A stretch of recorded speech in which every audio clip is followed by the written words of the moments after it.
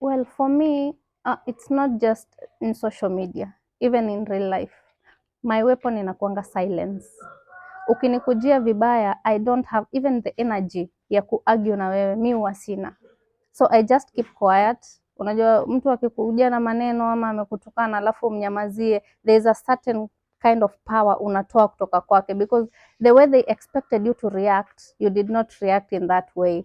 So inawatoa ile power, yani hata next time wakikuona wanaona it is useless to attack this person. So mimi most of the time, hata ukiingia kwa social media yangu upate mtu pengine amesema something negative, I just like the nini, I barely reply. I don't reply to insults because huwa inaleta ile kuvutana, na inaweza fanya pia, ninaweza sema kitu ambacho kitafanya followers wangu waone huyu. No, I don't talk out of anger, so I just prefer to ignore it.